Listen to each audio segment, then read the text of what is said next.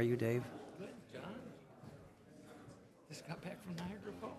Oh, Last fantastic. night. Wow. Yeah. You ever been up there? Not since I was 12 years old. Oh. Pretty neat place, isn't Yeah, it? we went up for 2 days. Wow. American side one day and the Canadian side the other. Wow. But that's all you need, a couple of days there. That's Yeah. see the. Oops, sorry. I'm here. Okay.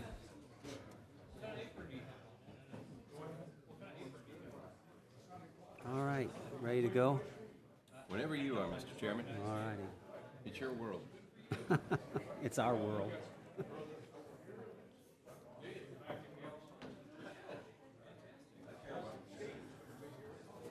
As soon as Mr. Gaines gets seated, we'll get started. This guy likes to talk. Go ahead. Yeah. Yeah.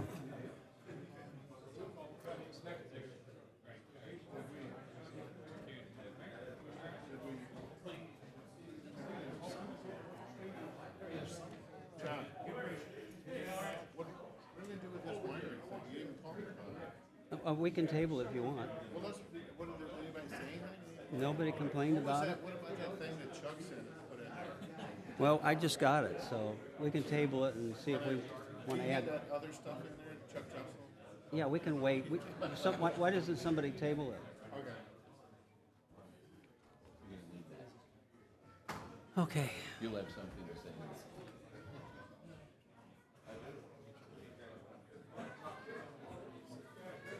Get all the visiting over with. He'll sit down when you bang the gavel. On the county executive? Why not?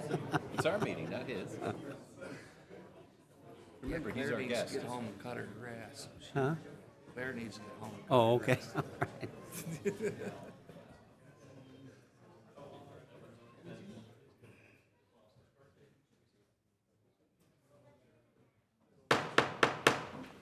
I'd like to welcome everybody to the St. Charles Council meeting of June 24, 2019.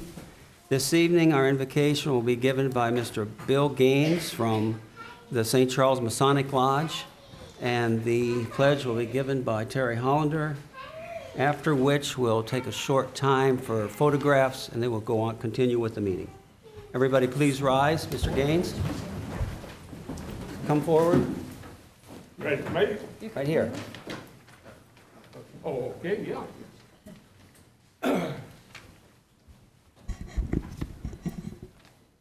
You know, folks, we've got so much to be thankful for that we take for granted a lot of times.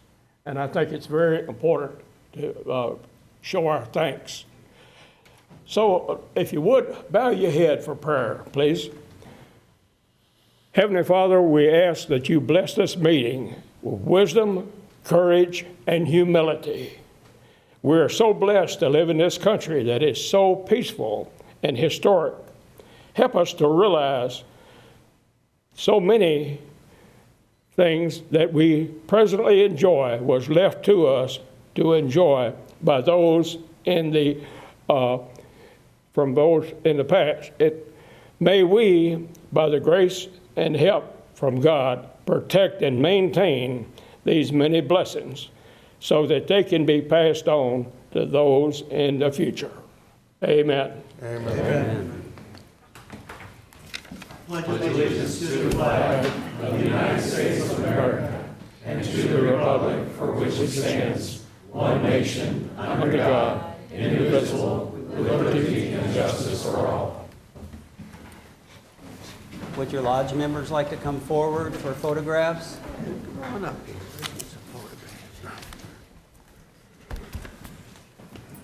Yes. Who's taking pictures, John? Yeah, remember, you could just take a picture up there and then. You guys wanna come up here? Yeah, come on up here. Come on up Right here and across get the the front. backdrop. Take your picture Yeah. right there. Okay. Stand in front here, yeah. There you go.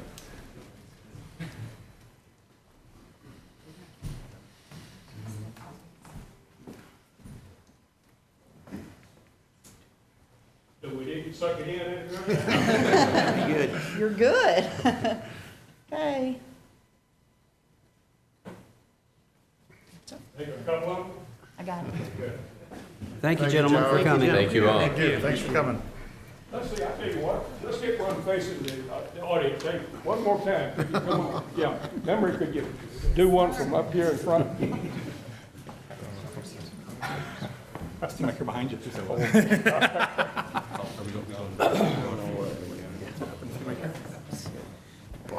Bill's the tall guy, we're getting back here. Everybody slide in together. Slide in.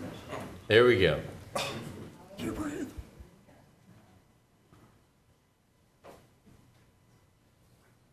All Excellent. right, very good. Thank you. Thank you All right. very much. Thank you, brothers. We appreciate y'all's service to our great county. Okay. Thank you, Mr. James. We'll open up with roll call. Councilmember Cronin. Here. Councilmember Brazel. Councilmember Elam. Here. Councilmember White. Here. Councilmember Hammond. Here. Councilmember Hollander. Here. Councilmember Klinghammer. Here. Mr. Cronin? Mr. Chairman, I'd like to amend the agenda and bring up Bill number 4736. Is there a second? Second? Second. All those in favor, say aye. Aye. Those opposed?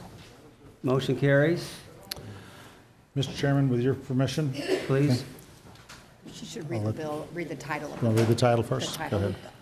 Bill number 4736, an ordinance amending section 230.010 and creating section 309.110 ordinances of St. Charles County, Missouri, OSCCMO, regarding safety regulations for ice cream trucks. Any questions or comments? Yes, Mr. Chairman. The bill before the council shall be known as Felicity's Law. Felicity Noel Cram was one of 5 sisters under age 6 who loved being outdoors, playing in kiddie pools, eating a popsicle or two on a hot summer day. Having never seen an ice cream truck before, on September 16th of 2018, it was Felicity's first and last time. What should never have happened, happened. She was struck and run over.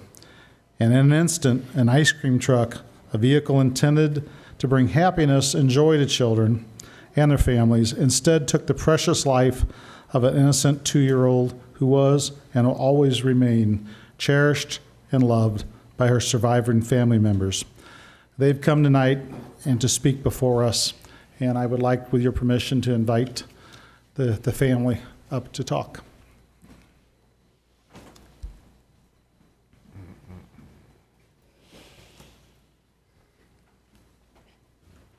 Do you have the picture, It's right there. the officer? Yes. They will be putting it up on the Oh, on the okay. screen.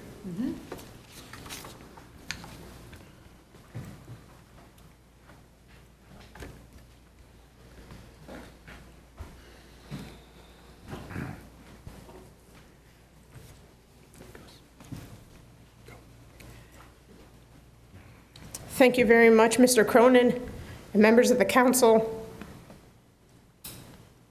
My name is Lucia Karam.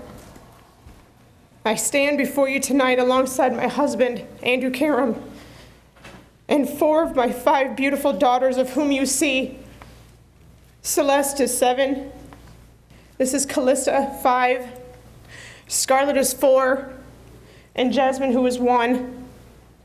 Our 5th daughter, Felicity, who is 2, is also here with us, but you just cannot see her. It is for this reason, for Felicity, whom we endearingly call Fifi, that we stand here together as a broken family to ask that you approve and pass this bill in her honor. As you already know, only 9 short months ago, Fifi was struck in front of our home and killed. We feel compelled to share that Fifi did not dash out into the street, but had received ice cream from the vendor and was returning to our driveway with an adult when this tragedy occurred. Fifi had so much life still to live. She had only just turned 2 a month prior, and yet she already knew her ABCs. She could tell you all her opposites. She memorized my 10-digit phone number and can recite all 7 continents. Fifi had so much life left to experience. More ice cream, more holidays and birthdays, school, sports, the sacraments, her own wedding. If only seems to be a phrase that we say a lot more lately. If only my girls, with their cousin and aunt, did not get ice cream that day. If only the ice cream truck did not enter our neighborhood that day. If only we were not outside or even home that day. If only things were different on September 16th, 2018, then we would not be here tonight. Despite the valley of tears that we now live in, we are clinging to hope. Hope that tomorrow will be better than our most recent past. Hope in finding meaning in Fifi's sacrifice. Hope for the children and families of St. Charles County who would take comfort in the proposed safety features in this bill. For had this law been in place 9 months ago, there is no doubt in my mind that this new proposed safety features would have saved Fifi's life. Today, we can learn from our past and we can improve our future. Today, God alone has provided enough healing and given us strength to stand here and ask that in honor of our Fifi's sacrifice, that her legacy be that of keeping other children safe. And to that point, we would like to publicly express our gratitude to the vendors who have already voluntarily supported these additional safety features without any pushback for enforcing this law. In closing, I would like to make 3 final statements. 1, first and foremost, thank you, Mr. Cronin, who so graciously worked as a champion for this bill. We are incredibly grateful for your time and your service. You have been the quintessential gentleman through and through. Secondly, thank you, Mayor Nick of Wentzville, for your assistance in making our community safer. And thirdly, and most importantly, to the ice cream truck driver, whose life was also forever changed on September 16th, 2018. My family and I pray for you every single day at night. We want you to know that there is forgiveness in our hearts, and we wish you peace. May God bless you and keep you. Saint Fifi, pray for all of us. Thank you. Thank you very much. Any other questions or comments, gentlemen?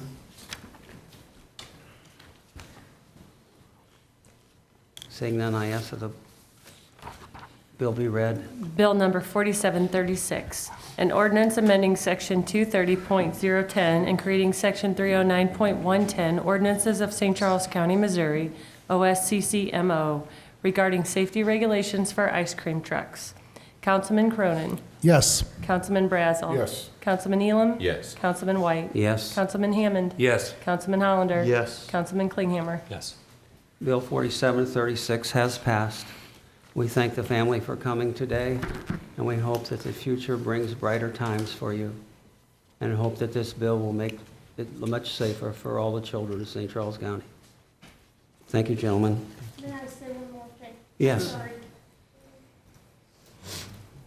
I should have mentioned, and I didn't bring it up, but the picture that was posted, you know, I suppose in this world we're all connected, but I don't find it a coincidence that Felicity at 6.5 weeks old, we were at a garage sale for Wentzville County, and I was out in the driveway, and I was holding my 6.5-week-old Felicity, and the officer of Wentzville drove by on his motorcycle, and I asked him, would you mind holding my baby? And if you were to look at that picture, I don't think it a coincidence that of all things, there was a neon caution sign right behind Felicity's head. And mind you, that picture was taken on September 17th, 2016, almost 2 years exactly to the day that she was killed. So I don't think that there's a coincidence. I think there's other things happening to push this forward, but there's a reason why this picture was taken the way it was taken. I just wanted to give you that, and that this here is my Felicity as we now know her, as we last have seen her. That's all. Right. Thank you. Thank you. Moving on, we'll move on to conditional use permits beginning with Bill 4729. Bill number 4729, an ordinance granting conditional use permit CUP 19-01 for a storage lot for trailers, recreational vehicles, and boats to Jerry and Kim Lindeman and Orchard Farm RV School District property owners. Any questions or comments on Bill 4729?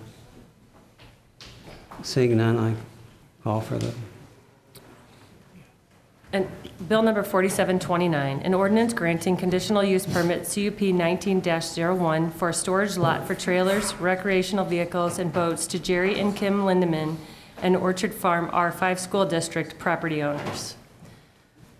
Councilman Brazel. Yes. Councilman Elam. Yes. Councilman White. yes. Councilman Hammond. Yes. Councilman Hollander. Yes. Councilman Klinghammer. Yes. Councilman Cronin. Bill number 4729 is passed. We'll move on to Bill number 4730. Bill number 4730, an ordinance granting conditional use permit CUR 19-03B for landscaping contracting services to Hillman Bryan Road LLC property owner and KF Landscapes LLC applicant. I'd like to ask staff to come forward and give a report on where we are with this. Mr. Chair, I should swear him in as we Oh, yes. have done in the Mr. past. Myers, would you come to the podium?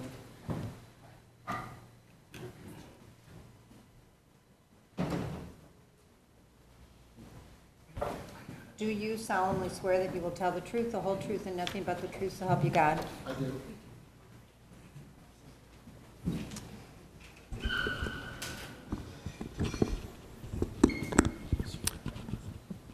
Can you hear me? You may recall that this is a continued public hearing for a conditional use permit request. And again, this request is in two parts. One is a rezoning for this property from multifamily residential to commercial. And the second application is for a conditional use permit specifically for a contractor's storage yard. The lot's a little over 5 acres, fronts on Bryan Road. It's totally surrounded by the city of O'Fallon's jurisdiction. But this property remains unincorporated, and the adjoining land uses include single-family residential, the Falls Golf Course behind it, single-family residential to the south. There's commercial adjoining it as well, including a bakery, a daycare, dog grooming business. And so this request, the specific request is for the landscape contracting yard, which would include an element of outdoor storage. It would include an office parking lot, outdoor storage, and an indoor storage building. I would know that all of these potential uses, according to the concept plan, are on the western half of the property. The eastern half is flood prone and will likely remain, it'd be very difficult to develop, will likely remain undeveloped for some time to come. One important point to make for this property is there's single-family residences bordering the southern property line. They're only 15 to 20 feet away from the property line. They're very close. But for that reason, the Planning and Zoning Commission, following consideration in a public hearing, recommended that, should this be approved, it include not just a typical landscape buffer yard, but a higher level of landscape buffering, which would include a fence, 6-foot-high fence or berm, and a 20-foot wide landscape buffer at a minimum.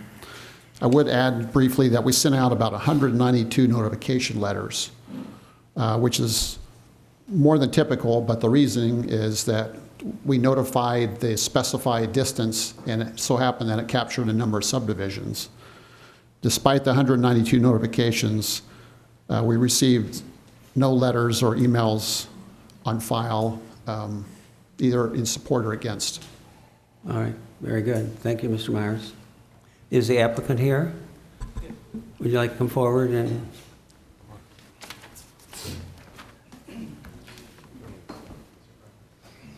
Do you solemnly swear that you will tell the truth, the whole truth, and nothing but the truth, so help you God? Yes. Make any statement you want. Are you able to pull up the picture that we had, the concept plan? Just give them a moment I have a small version Oh, that you're welcome to use. I apologize. I thought that would be able to be pulled out. How did Bradshaw copy? Oh, nice.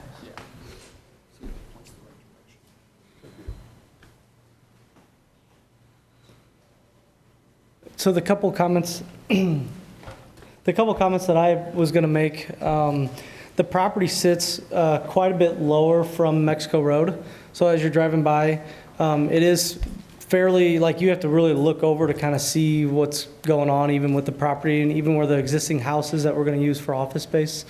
So it's not very visible. But saying all that, towards the front of the property, which is the bottom of the picture, you'll see the parking lot. It's really probably not even going to be visible from the street.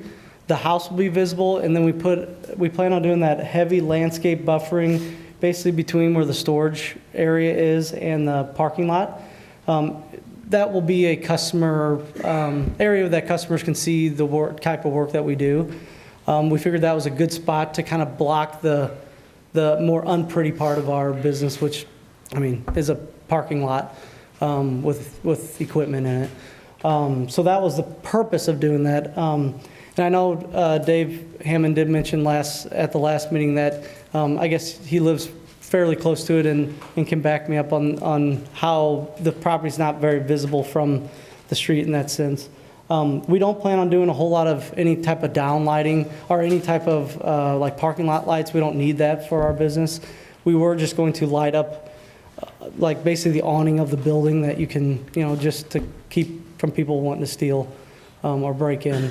And then the only thing that I was going to change on this concept plan was the location of the building. And actually in the first meeting, it was mentioned like, hey, maybe that'd be good to kind of push that up against the right side of the property where you can kind of see that there's houses on the right side of the picture also. We were going to hold that side of the property because since that building will sit, it sits low, but by the time it's high, it'll probably be the same height of those houses. It will make its own buffer to keep noise level or anything like that down. So that was going to be the only change that we were going to make, which will actually help, was recommended to us on the original thing. So we don't plan on using the back half of the property anytime soon. There's a large creek that runs through there, and I mean, probably as wide as this room. That's probably 10 to 15 feet deep through basically right where we're developing. So it doesn't really make sense to you, and it weaves throughout the whole property. So I don't see us being able to use that. And our goal is kind of keep it where, employees can, if they want to walk back there or do, it's just kind of like a cool area back there that if you want to go play in the creek, you can. Our goal, our concept, everything was to make it more like a campus feel, be proud of it every day. And we have some pretty strict, just daily routine to keep things cleaned up, and we're a landscape company, so it better dang look good from the outside all the time to keep business going. So with all that said, do you guys have any questions specific for me? No, but is anybody in the audience that like come forward and ask questions? Seeing none, then you can be excused. Okay. This bill needs to be tabled, so Thank would you. somebody entertain a motion to table this? Because of- it's the findings of fact and conclusion of law, they're not finished because we just finished the public hearing section. So I make a motion that we table this bill pending findings of facts and Second. conclusion.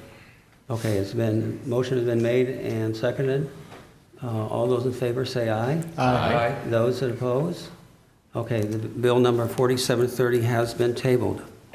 And next we'll move on to a public hearing on the vacation of a portion of Swady Road. Is there anybody to come forward and speak on this subject? Seeing none, then we move on to public comments. This is a time where anybody can come forward to the council and speak on any topic. Once the topic has been arrived at, we ask 3 speakers pro and 3 speakers con, and we ask you to please limit your time to 3 minutes. Are there any any speakers? No speakers. Very good. Then we'll move to the oral report by County Executive Elman. Nothing right now, Mr. Chairman. All right, thank you, Mr. Elman. Consent agenda. Is there a motion to accept the consent agenda? Motion to approve is written. Second. All those in favor, say aye. Aye. Those opposed? The consent agenda has been approved. Next, we'll move on to bills for final passage, starting with Bill 4731. Emergency bill. Oh, I see that. Thank you. Emergency Bill number 4738. Bill number 4738, requested by Steve Elman, sponsored by John White. An emergency ordinance setting the annual reimbursement tax rates for tax increment financing pursuant to Chapter 99 of the Revised Statutes of Missouri, and the annual reimbursement rates for tax abatements and exemptions pursuant to Chapters 100 and 353 of the Revised Statutes of Missouri. Any questions or comments on Bill 4738? Mr. County Chairman, Executive? yeah, I'd like to make a few comments and introduce a guest to make a few more.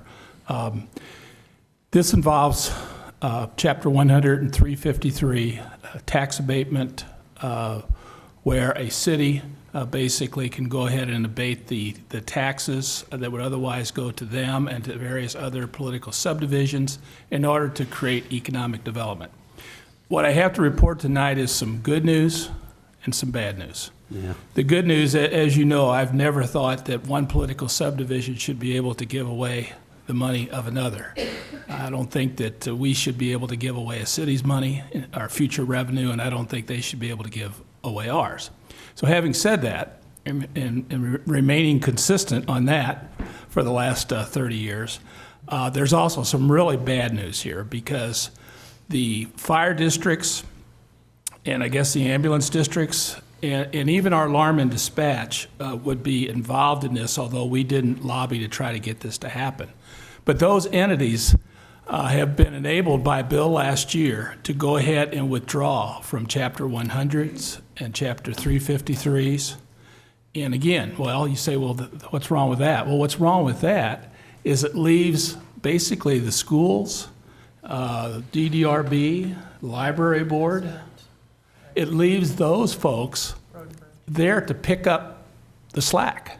So in other words, anybody who gets out of this, it's good for them, but it's bad for the schools, DDRB, library district. You may wonder why I kind of waited to the last minute here. I really thought that the fire districts, once they realized what they were doing, and the ambulance district, I kind of figured they would maybe hold off and just leave things the way they are right now. But we checked last week, and everybody, I believe, everybody other than us, has basically opted to go to zero.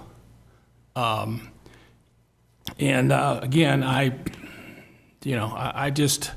think it's just not fair that different political subdivisions would have different rules. I think if it's going to be 100%, it ought to be 100% for everybody. If it's 50%, it ought to be 50% for everybody. And if it's zero and we don't have the program at all, it should be the same for everybody. I'm going to ask Mark Grimm to come up and tell you a little bit more about this entire problem. Mark is with Gilmore and Bell. He's actually served as our bond counsel in the past, done a great job. And his unique perspective here is that he's dealt a lot with these Chapter 100s and 353s for his clients, and he'll do a much better job than I have of zeroing in on what's the real issue here. All right, very good.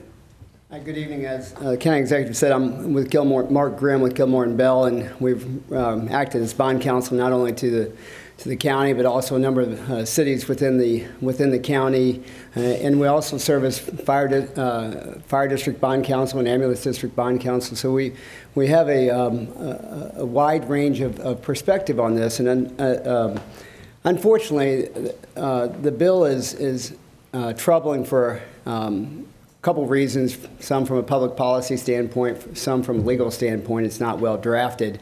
But your focus, I know, in the county executive is focused on the public policy objectives of the bill.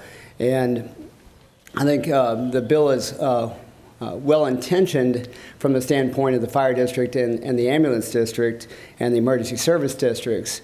But the concerns that it raises are that, number one, it allows the setting of a reimbursement rate on an annual basis. And so from an economic development perspective of a city or a county, there's a great deal of uncertainty as to what are you offering to a potential company that you're trying to lure to the city or to the county. That company doesn't know on a year-to-year basis whether it's going to be paying taxes at a 50% rate, 75% rate, or 100% rate. So there's a great deal of uncertainty. As the county executive said, the other issue from the standpoint of the school district and other property taxing districts is that it has the effect of placing a disproportionate burden on any incentives on those districts. We did a project in St. Louis County recently. It was actually a tax increment financing project, and the fire district actually initially passed along to St. Louis County its resolution asking for 100% reimbursement per this new statute. And then in that case, the developer went to the fire district and said, hey, do you understand that the reimbursement request from the fire district and ambulance district is a form letter that's been sent out by all the fire and ambulance districts statewide. And the developer said to the fire district, do you understand what this did? And the fire chief said, gosh, I see what I'm doing here is I'm putting all the burden on the school district effectively. I'm taking, it's good for the fire district, but it hurts the school district because it makes the incentive stay out longer. So if you're doing a TIF project or one of these other incentive projects, where if the incentive promise is $1 million, well, you may well get to $1 million, but if you don't have the fire district money or the ambulance district money or the emergency service district money, it takes, say, 12 years instead of 10 years, and that's coming off the backs of the school district and the other property taxing districts. So while the bill, I think, was well-intentioned from the standpoint of those emergency service districts, I think the negative consequence from it, from a policy standpoint, is that it shifts the burden to these other taxing districts. So I'd be happy to answer any questions about the bill. Our hope had been that there would be some corrective legislation, some legislation that the fire districts and the cities and the counties would have gotten together this past session that just ended to try and work out a solution that is fair, if you will, for and equitable for all of the interested taxing districts. That didn't happen. I know that there are some conversations going on with Missouri Association of Counties and Municipal League and the fire districts and others. So I'm an eternal optimist and hopeful that in this next session that there will be some legislation that is worked out with discussion among all the interested districts and is not to the really burden of one over the other. I have a question. Yes. So it's my understanding that all the fire districts and the ambulance districts sent in that form letter and said, yes, we want 100% of our tax money. We're not playing in the abatement, right? So if that's the case, I also understood that many of them didn't realize, like to your point, what they were actually doing to the school districts. Can they go back and say, ooh, sorry, we didn't get that, take a mulligan and pull it back? Or is once it's filed for a year and we have to live with it? We have seen some, I like your term, take a mulligan, and saying, okay, no, we really didn't mean that. Adopt a new resolution, in essence, for that year. And then I think for a lot of the fire districts and ambulance districts, I should say a lot. Some of the fire districts and ambulance districts have taken the approach of, okay, let's evaluate the projects on a case-by-case basis. Maybe this project we're not in favor of it, and we may ask for 100% reimbursement, but we'll do that in at least with the knowledge of the impact it has on the other taxing districts. Another project, they may say, okay, either because of the impact on the school district or because they are convinced that this is what it takes to incentivize a company to locate to the particular municipality or county that they want to be at a lower rate. And so we're seeing some take that approach. All right, very good. Mr. Cronin? Are there any legal challenges to the constitutionality of this Senate bill? It's been discussed. None have been filed. Okay. And then I agree with Steve's comments 100%, and you don't have to go far to see how bad a deal this is. You go right down the road to this thing with going on with Boeing in the city of St. Charles. And these pilots, the payment in lieu of taxes, that's a really, really bad deal, because there you have a city that voted for tax abatement, but they're going to get their cut in terms of payment in lieu of taxes, and everybody else is going to get hosed. You know, I've been a businessman in this county my entire life. I've never got any tax abatement, but I got a ton of competitors that got tax abatements. And I think that's unfair and unjust, and I think it's going back to what Mr. Elman said a long time. We're picking winners and losers, which we're not supposed to do. So what's your opinion of that? I mean, how important are these tax abatements to economic development? Well, that's a policy decision, and I'm not here to make give policy advice. You have, you all can do that, and you've got good advisors to give you advice on the pros and cons of that. I try to point out, and again, we work on both sides of these deals in interest of full disclosure. I mean, we work with cities that have offered the incentives. We work with, sometimes we work on plenty of bond issues for fire districts and ambulance districts and school districts who oftentimes oppose the incentives. And so, our job, my job, frankly, is to implement the policy decisions that whomever we're working for makes. But I did want to point out to you that this bill, creates some precedents that have negative policy, potential policy implications from the standpoint of certain taxing districts. All right.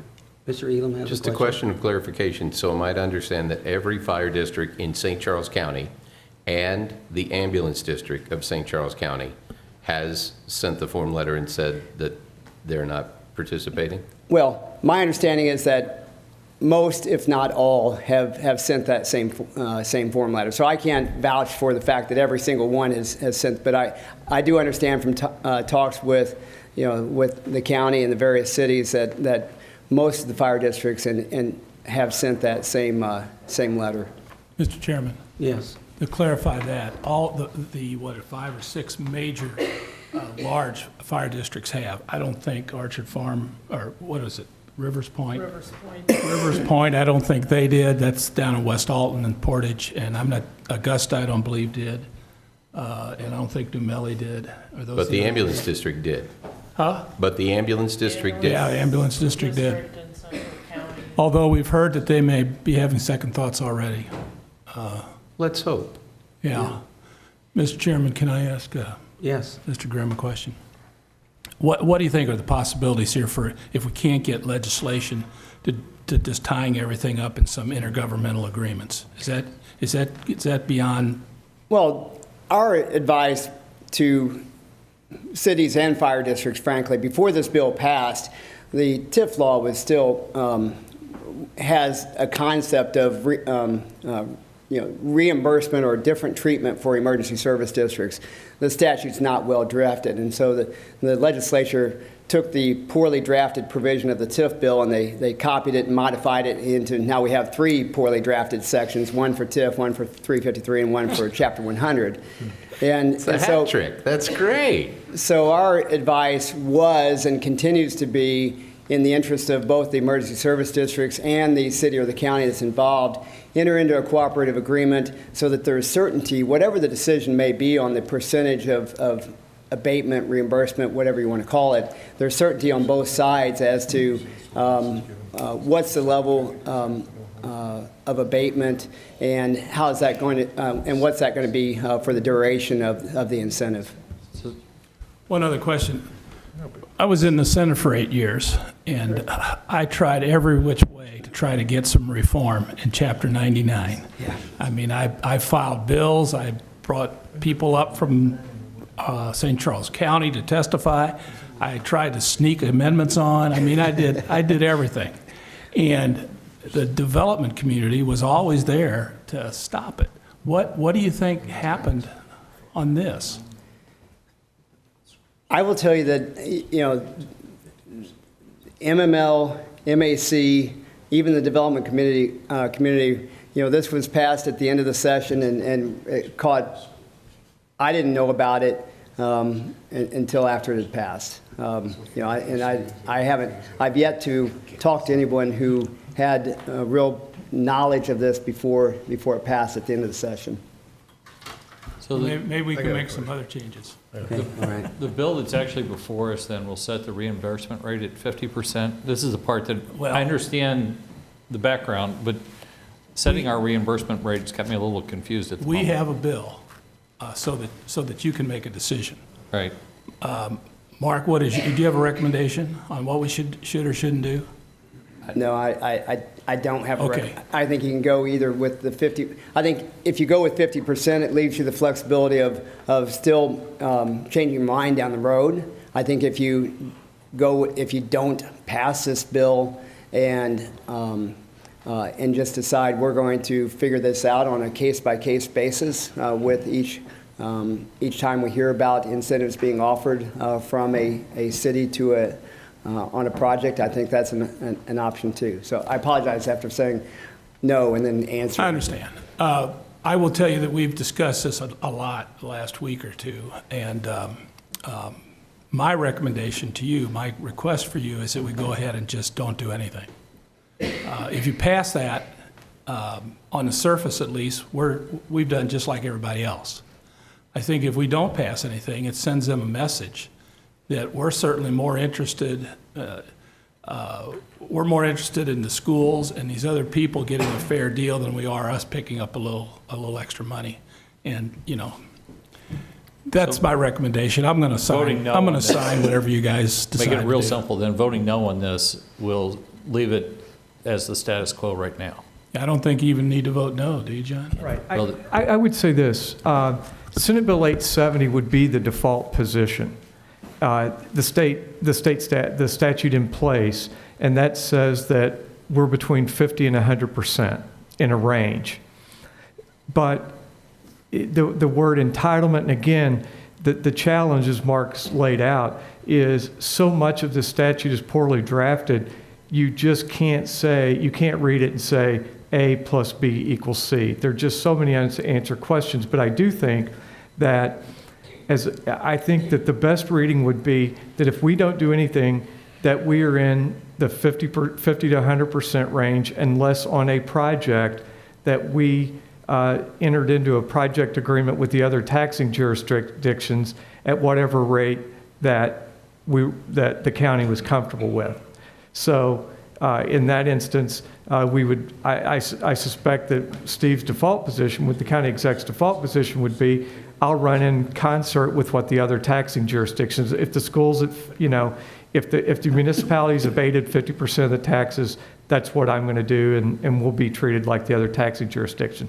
So if we don't even take up the emergency ordinance, that's what will happen. We will default to the state law, and then we could then do it on a project by project, consistent with what the other taxing jurisdictions are doing on those projects. John, if I might, I see a lot of confused Yeah. faces. It may help for you to know that the exact language that causes us to have the right to do this is that we're entitled to be reimbursed in an amount that is at least 50%, but not more than 100% of the amount of the ad valorem property tax revenues of the district or county would have received. So, the statute is staked out a place that we have an entitlement to at least 50%. If you don't do anything, if we wanted to go in and enforce that, we could enforce the 50%, we believe. I'd throw this to Mark to say, throw the flag on me at any point, but that's what John and Steve and I and Jennifer have talked about extensively. So that entitlement, though, so perhaps the biggest possible development in the county comes and they want 75% on their personalty, on whatever equipment they're buying.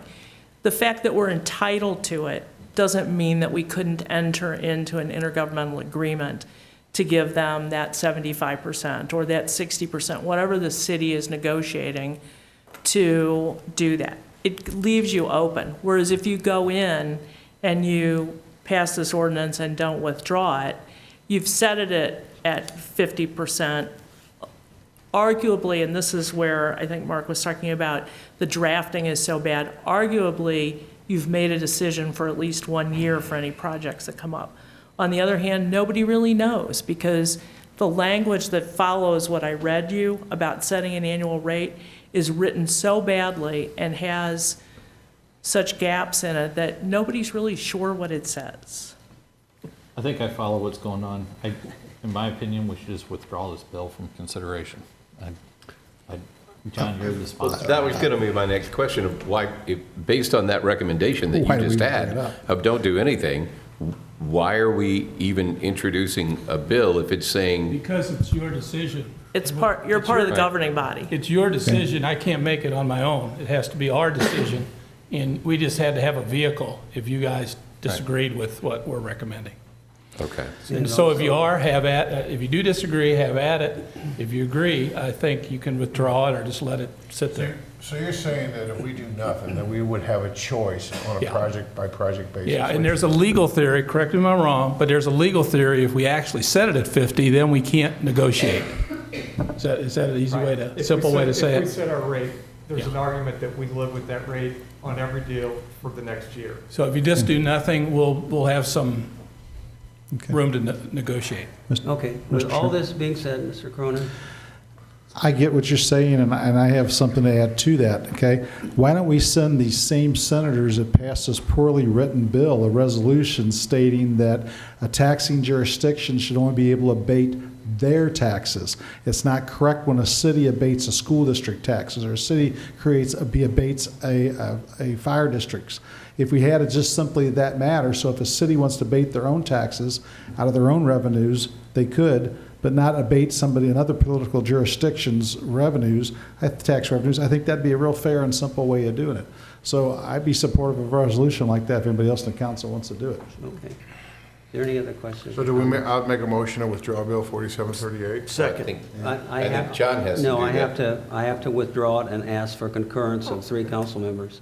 I formally withdraw Bill number 4738. Is there concurrence? I concur. I concur. Okay, it's unanimous concurrence? Okay. I concur. Then Bill number 4738 has been formally withdrawn. Thank Moving you. on, for bills for final passage, starting with Bill number 4731. Bill number 4731, an ordinance amending the zoning district map of the County of St. Charles, Missouri by rezoning land from R3A Medium Density Residential District to C2 General Commercial District as per application CUR 19-03A. Any questions or comments? This bill needs to be tabled. May I ask for somebody to table this bill? I make a motion to table this bill. So moved. Second. Okay. Yes. Motion been made and seconded. All those in favor to table Bill 4731, say aye. Aye. Those opposed? Then 4731 has been tabled. Moving forward to Bill number 4732. Bill number 4732, requested by Craig Tykowski, sponsored by council as a whole. An ordinance authorizing the county executive to execute Missouri Highways and Transportation Commission County Agreement Job Number J6P 3350-STP-7302669 for work and funding to support the construction of an interchange at Route 364 and Gudermouth Road. Any questions or comments on Bill 4732? Seeing none, read the bill, call it roll. Bill number 4732, an ordinance authorizing the county executive to execute Missouri Highways and Transportation Commission County Agreement Job Number J6P 3350/STP-7302669 for work and funding to support the construction of an interchange at Route 364 and Gudermouth Road. Councilman White. Yes. Councilman Hammond. Yes. Councilman Hollander. Yes. Councilman Klinghammer. Yes. Councilman Cronin. Yes. Councilman Brazel. Yes. Councilman Elam. Yes. Bill number 4732 has been passed. We'll move on to Bill 4733. Bill number 4733, an ordinance vacating a portion of Schwady Road pursuant to Section 228.160 RSMO and approving a settlement agreement related thereto. Any questions or comments on 4733? Seeing none, read the title and call the roll. Bill number 4733, an ordinance vacating a portion of Schwady Road pursuant to Section 228.160 RSMO and approving a settlement agreement related thereto. Councilman White. Yes. Councilman Hammond. Yes. Councilman Hollander. Yes. Councilman Klinghammer. Yes. Councilman Cronin. Yes. Councilman Brazel. Yes. Councilman Elam. Yes. Bill number 4733 has passed. We'll move on to Bill 4734. Bill number 4734, an ordinance authorizing the execution of a St. Charles County Cybercrime Task Force agreement to create and participate in an advisory committee to advise on operational and/or financial matters involving the St. Charles County Cybercrime Task Force. Questions or comments on Bill 4734? Seeing none, read the title and call the roll, please. Bill number 4734, an ordinance authorizing the execution of a St. Charles County Cybercrime Task Force agreement to create and participate in an advisory committee to advise on operational and/or financial matters involving the St. Charles County Cybercrime Task Force. Councilman Hammond. Yes. Councilman Hollander. Yes. Councilman Klinghammer. Yes. Councilman Cronin. Yes. Councilman Brazel. Yes. Councilman Elam. Yes.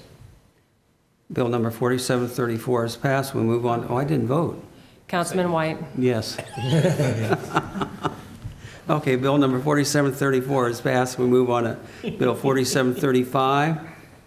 Bill number 4735, an ordinance creating a new chapter 212, Consumer Protection Regulations in the ordinances of the St. Charles County, Missouri OSCCMO in order to establish restrictions related to wineries. This is a bill that I brought forward and Joe, and there's some other things that came up that we would like to further discuss and see if we could add to the bill.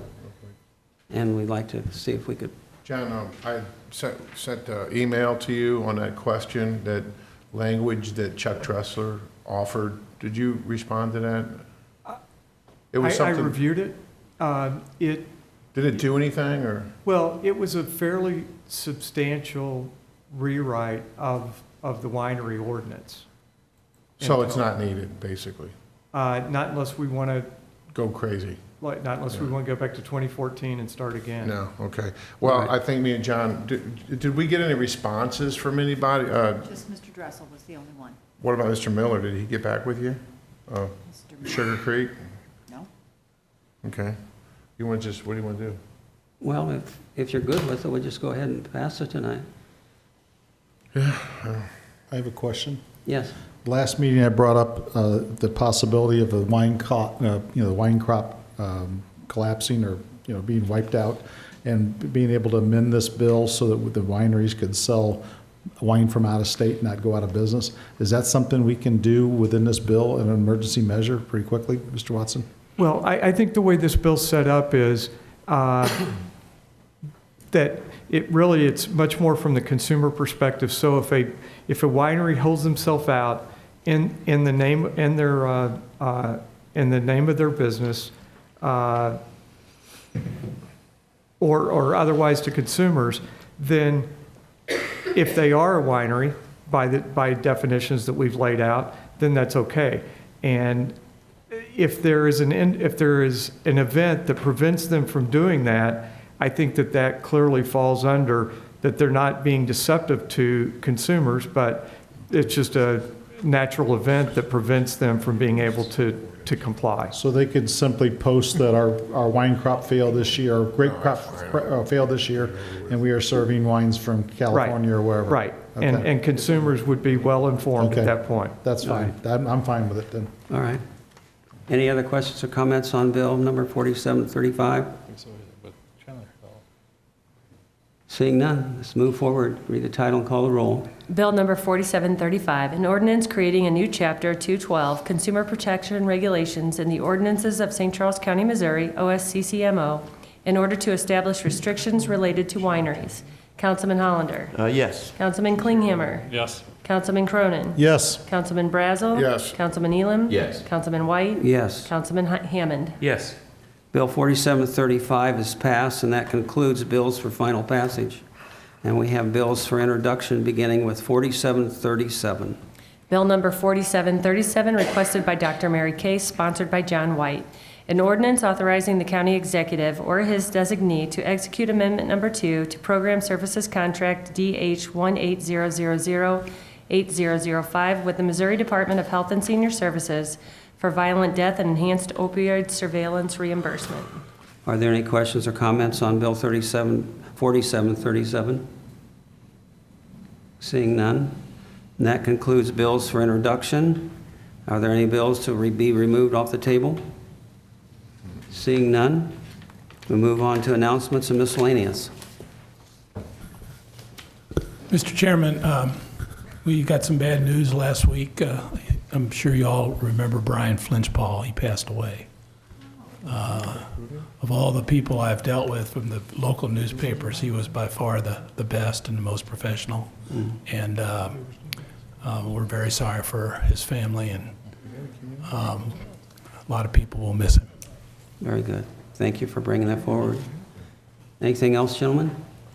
I'd like to say good luck to Hope Woodson and her move to Florida, and I appreciated working with her through the years I've been on the council. I think she was an asset to the county, and I hate to see her go. Yeah. I Mr. second Chairman. that. I agree with you 100%, but we got to August the 5th to change your mind. Okay. All right. Very good. Let's hope the climate gets better here. Okay. Just one real quick note, the City of St. Charles has announced that the 4th of July fireworks and riverfront celebrations have been postponed because of the flood damage to Riverfront Park. So they're going to hold off and do the fireworks in August at Labor Day. All right. Thank you. Very good.